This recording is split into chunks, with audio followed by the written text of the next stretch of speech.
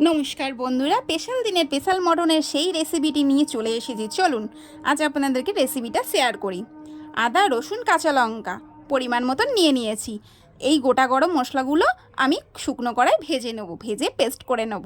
আর আদা, রসুন, লঙ্কাটাও পেস্ট করে নেব। এবার জল ঝরিয়ে মাংসটাকে নিয়ে নিয়েছি ম্যারিনেটের জন্য। আদা দিয়ে দিলাম, রসুন দিয়ে দিলাম, যা মশলা নিয়েছি সব হাফ পরিমাণেই নিলাম ম্যারিনেটের জন্য, আর হাফ পরিমাণে রেখে দিয়েছি। আর 100 গ্রাম টক দই নিয়ে নিয়েছি। কোচানো পেঁয়াজ 1.5 খানা মতন নিয়েছি। হলুদ, লঙ্কার গুঁড়ো, স্বাদ মতন নুন।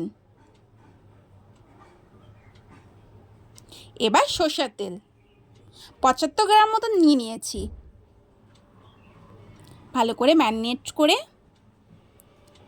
আমি প্রায় 2 ঘন্টা মতন রেখেছি। আপনারা চাইলে 1 ঘন্টাও রাখতে পারেন।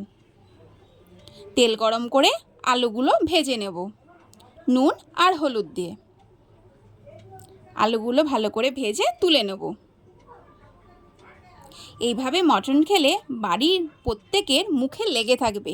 আমাদের তো ঘরের ভাগেই পাওয়া যায় না এইভাবে মটন করলে। চলুন এবার ফোড়নটা দিয়ে নিই। এই গোটা গরম মশলা তেলে দিয়ে দেবো।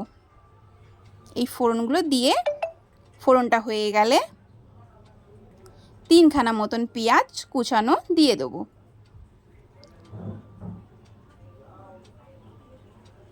পেঁয়াজগুলো লাল লাল করে ভেজে নেব। আদা বাটা, রসুন বাটা, রসুন আর কাঁচা লঙ্কাটা আমি একসাথেই বেটেছি। এই দেখুন, বাকি যা মশলাগুলো ছিল অর্ধেক পরিমাণে সব নিয়ে নিলাম। হলুদ, লঙ্কার গুঁড়ো, স্বাদ মতন নুন। একটা জিনিস মাথায় রাখবে, ম্যারিনেটে কিন্তু আমি নুন দিয়েছি, এখানে সেই বুঝে নুন দিতে হবে।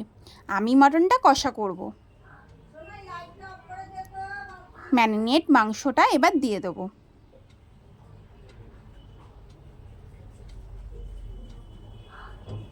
এবার ভালো করে কষাবো।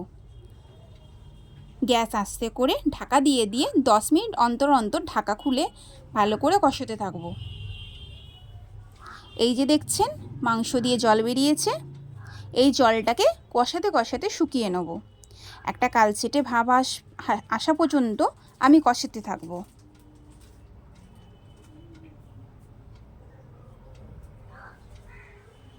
বেশ খানিকক্ষণ কষানোর পরে ভাজা আলুগুলো দিয়ে দেবো।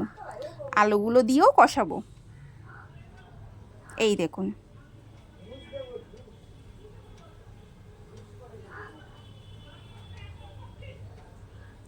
আমার রেসিপি যদি আপনাদের ভালো লাগে তাহলে অবশ্যই আমাকে একটু সাবস্ক্রাইব করে নেবেন। আর আমার রেসিপি যদি ভালো লাগে আমাকে একটা কমেন্ট করে অবশ্যই জানাবেন, লাইকও করবেন। স্পেশাল দিনে স্পেশাল মানুষের জন্য এইভাবে মটন করলে খুব খুশি হয়ে যাবে। কিন্তু আমাদের ঘরে তো হয়ই।